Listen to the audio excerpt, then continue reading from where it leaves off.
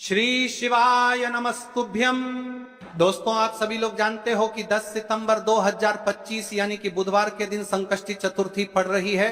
और दोस्तों, यह बात तिथि है जो बहादुरपर मास में पड़ने वाली सबसे बड़ी और सबसे महान तिथि है, क्योंकि यहाँ भाद्रपद मास में पड़ रही है और विशेषकर अभी श्राद्ध पक्ष के दिन चल रहे हैं। शिव महापुराण की कथा में बताया गया है कि यदि अगर मौका लग जाए और भाद्रपद मास में पड़ने वाली संकष्टी चतुर्थी पड़ जाए तो यदि इस दिन आपने 3 हल्दी की तुलसी पत्ती वाला उपाय आपको अवश्य करना चाहिए। इन्हां दोनों का संयोग बहुत ही काम आता है, इसलिए आपको इस दिन ये 3 तुलसी पत्ते वाला उपाय तो अवश्य ही करना चाहिए। पूरे वर्ष में केवल एक बार ही ऐसा आपको मौका मिलता है। और दोस्तों, आप सभी लोग जानते हो कि यदि बुधवार का कोई सबसे बड़ा उपाय है तो वह मात्र केवल 3 तुलसी पत्ते वाला उपाय है। 10 सितंबर 2025 बुधवार, भाद्रपद मास की संकष्टी चतुर्थी। और इस संकष्टी चतुर्थी ये 3 हल्दी वाली तुलसी पत्ती वाला उपाय ये कोई मामूली अनुष्ठान नहीं, ये एक ऐसा सरल परंतु शक्तिशाली उपाय है जिसका असर पूरे घर पर, पूरे परिवार पर पड़ता है। अगर आज तक आपने या आपके घर के किसी सदस्य ने इसे नहीं किया तो याद रखो, आपके पास एक आखिरी बड़ा अवसर है, इसे बिल्कुल मत छोड़ना। यदि आज तक आपने इस उपाय को किया ही ना हो तो महाराज, इस दिन आपके पास एक आखिरी मौका है। देखा गया है जो मनोकामना बड़े बड़े पूजा पाठ अनुष्ठान से पूर्ण नहीं होती, वह इस उपाय को करने से पूर्ण हो जाती है। इसलिए पूरे घर परिवार में से यदि आपके घर में कोई ऐसा सदस्य है जो अपनी मनोकामना के लिए इस उपाय को करना चाहता है तो वह भी कर सकता है। यदि आपके जीवन में बहुत ज्यादा दुख कष्ट चल रहे हैं और आपको उसका कारण भी नहीं पता है कि समस्या क्या है, किस वजह से आखिर ऐसा हो रहा है, तो महाराज, इस दिन हल्दी की तुलसी पत्ती वाले उपाय को करने से आपकी वह सारी समस्या समाप्त हो जाती है। यदि इस 3 तुलसी पत्ती वाले उपाय को किसी विशेष दिन पर किया जाए तो महाराज जी, हमें उसका फल भी प्राप्त होता है। अब कई सारे लोग बोलेंगे कि महाराज जी, इस उपाय 3 हल्दी की तुलसी पत्ती वाले उपाय को करने से आखिर क्या होगा? तो देखिए महाराज जी, तुलसी का पत्ता भगवान श्री हरि विष्णु को अत्यंत प्रिय है और भगवान विष्णु को हल्दी भी प्रिय है। तो यदि भगवान विष्णु प्रसन्न होंगे तो आपके घर में लक्ष्मी भी आएगी और धन संपदा में वृद्धि भी होगी, यानी आपके कार्य भी सिद्ध होंगे और आपकी मनोकामना भी पूर्ण होगी। इसलिए हमें इस 3 हल्दी के तुलसी पत्ते वाले उपाय को करना है। देखिए महाराज जी, हम इस श्राद्ध पक्ष में राशि से जुड़ा भाग्य भी बता रहे हैं और भाग्य में चल रही परेशानियों को भी बता रहे हैं।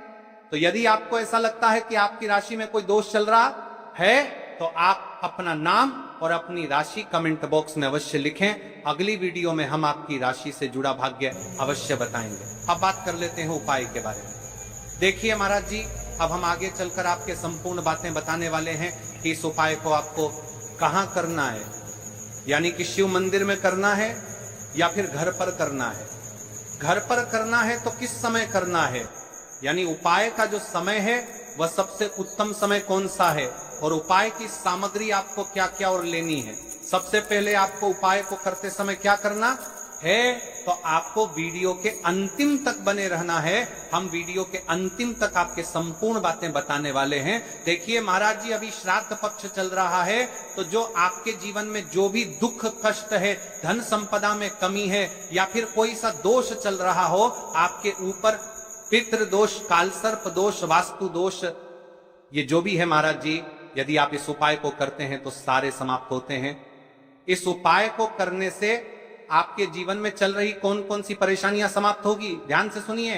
पितृदोष का शमन, घर के बेमुकाबला संकट जिनका कारण अज्ञात पितृदोष माना जाता है वे कम होने लगते हैं। घर में जो बार बार मतभेद, रोग या आर्थिक उलझन बनी रहती थी उसमें शांति नजर आती है। विवाह, संतान, सफलता संबंधी समस्याओं का समाधान। जिन घरों में संतान या विवाह से जुड़ी समस्याएं थीं उन्हें सकारात्मक संकेत मिलने लगे हैं। रोजगार और व्यापार में उन्नति अटकने हटती हैं, पुराने गड्ढे धीरे धीरे खुलते हैं, नए अवसर आते हैं। मानसिक शांति व आत्मविश्वास, सबसे बड़ा लाभ अक्सर ये होता है कि मन हल्का हो जाता है। जब मन शांत होगा तो निर्णय बेहतर होंगे। घर में सौहार्द बढ़ना, पितरों की शांति से घर का वातावरण बदलता है।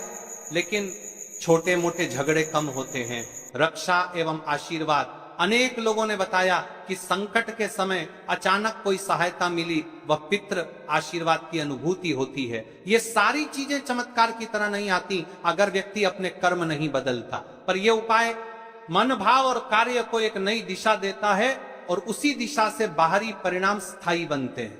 अब बात करते हैं कि इस उपाय को किस समय करना चाहिए। देखिए महाराज जी, इस उपाय को करने के 2 समय बताए गए हैं, सुबह का समय, प्रदोष काल का समय। कई सारी माता बहनें सुबह के समय इस उपाय को करना चाहती है तो वह सुबह के समय इस उपाय को कर सकती है। सुबह का समय सबसे शुभ माना जाता है, विशेषकर पूजा पाठ और उपासना के लिए सुबह का समय बहुत उत्तम है। सबसे श्रेष्ठ समय सुबह 7:00 बजे से 8:00 बजे तक। यदि कोई व्यस्त है और वह इस उपाय को करना चाहते हैं तो सुबह 10:00 बजे तक कर सकते हैं। और यदि कोई माता बहन चाहे कि वो 12:00 बजे से पहले कर लें तो भी मान्य है। बस इतना ध्यान रखना है कि दोपहर 12:00 बजे से बाद नहीं होना चाहिए। अब देखिए महाराज की बात कर लेते हैं प्रदोष काल के समय के बारे में। प्रदोष काल का समय दूसरा श्रेष्ठ समय है प्रदोष काल। प्रदोष काल का अर्थ है संध्या के समय का वो विशेष मुहूर्त, सबसे श्रेष्ठ समय शाम 5:00 बजे से 6:00 बजे तक। यदि इस समय न हो पाए तो रात 8:00 बजे तक कर सकते हैं, लेकिन याद रखिए 8:00 बजे के बाद यह उपाय न करें।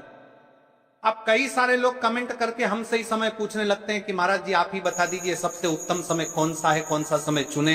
यदि आप प्रदोष काल में करें तो दीपक साथ ले जाएं, यदि आप सुबह करें तो गंगा जल साथ रखें।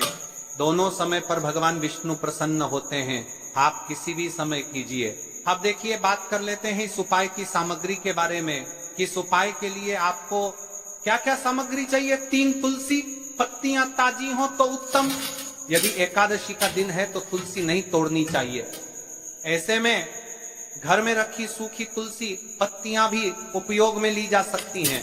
यदि आपके घर में तुलसी का पौधा नहीं है तो आप किसी पड़ोसी या परिचित से ले सकते हैं। देखिए भगवान विष्णु को हल्दी अत्यंत प्रिय है, तो अब हमें हल्दी लेना है। 1 चुटकी हल्दी, रसोई घर की हल्दी चलेगी, शुद्ध हल्दी का प्रयोग करें। अब इस उपाय को करने के साथ में हमें एक दीपक भी लेना है महाराज जी, ठीक है। एक दीपक, लंबी बत्ती का दीपक। प्रदोष काल में करने पर दीपक अवश्य जलाएं। थोड़ा सा गंगाजल सुबह के समय करने पर गंगाजल का उपयोग करें। भगवान विष्णु की प्रतिमा या चित्र, भगवान विष्णु, श्री राम या श्री कृष्ण की प्रतिमा रखें। अब हम इस उपाय की पूरी विधि विस्तार से समझते हैं। शुद्धि और प्रारंभिक प्रार्थना। सबसे पहले आप स्नान कर लें या कम से कम हाथ मुंह धो लें, स्वच्छ वस्त्र पहने और पूजा स्थान को साफ करें। भगवान विष्णु की प्रतिमा के सामने आसन बिछाएं। तुलसी से प्रार्थना करके 3 पत्तियां लेना।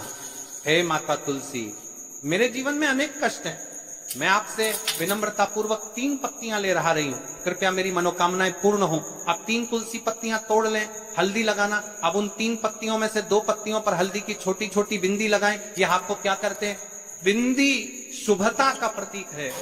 ऐसा करने से पत्तियां और भी पवित्र हो जाती हैं। दीपक या गंगा जल का प्रयोग। यदि आप प्रदोष काल में हैं, दीपक जलाएं। यदि आप सुबह कर रहे हैं, गंगा जल का स्पर्श करें।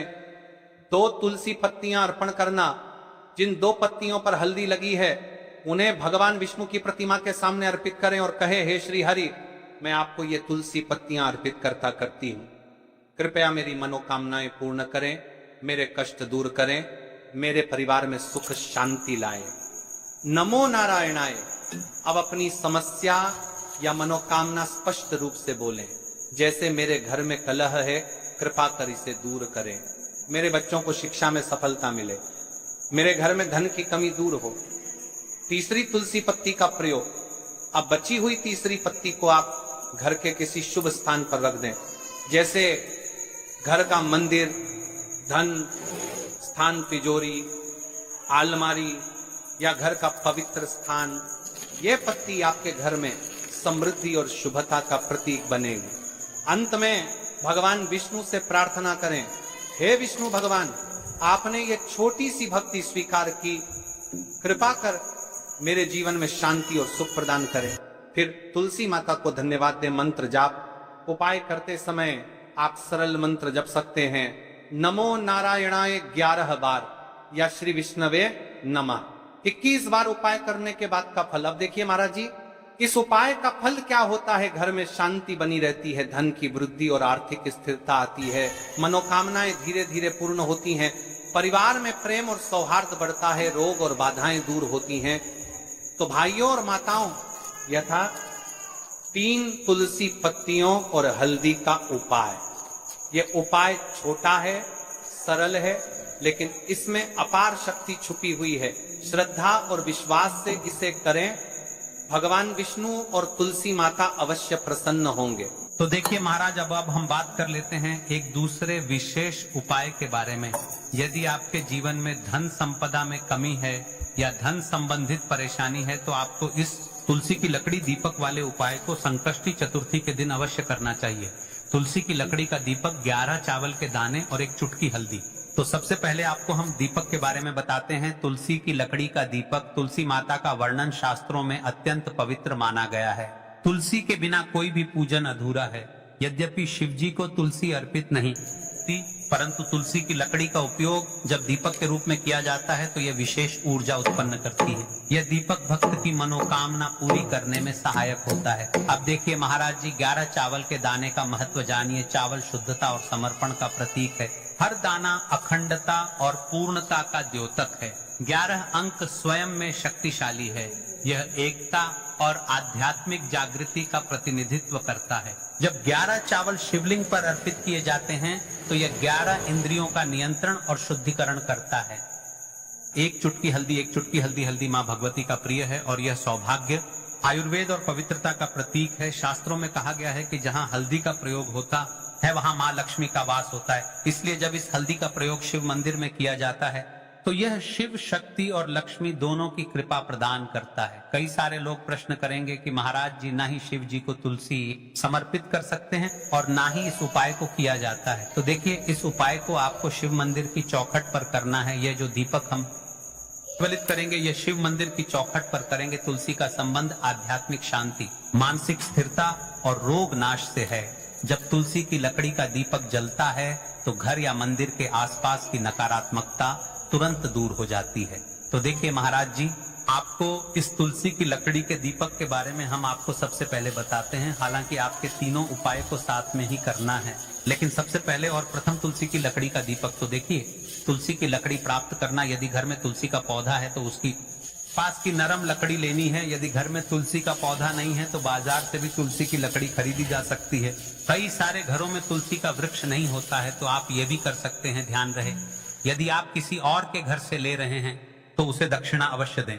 बिना दक्षिणा के तुलसी लेना अशुभ माना जाता है। लकड़ी को तैयार करना, तुलसी की लकड़ी को छोटे टुकड़े में काटकर उसकी बत्ती बनानी है। उस बत्ती पर कपास रुई लपेटना है ताकि वह दीपक में ठीक से जल सके। अब यहाँ पर महाराज जी, कई सारे लोग प्रश्न करते हैं, हमें आटे का लेना है या फिर हमें दीपक मिट्टी का लेना है? तो देखिए, आपको मिट्टी का दीपक का प्रयोग करना है, क्योंकि हम तुलसी के लकड़ी के दीपक वाला उपाय कर रहे हैं। ठीक है, दीपक केवल मिट्टी का होना चाहिए। पीतल, कांसे या किसी और धातु का दीपक इस उपाय में उपयोग नहीं करना। मिट्टी का दीपक धरती तत्व का प्रतिनिधित्व करता है और यह शिव पूजन में सबसे उत्तम माना जाता है।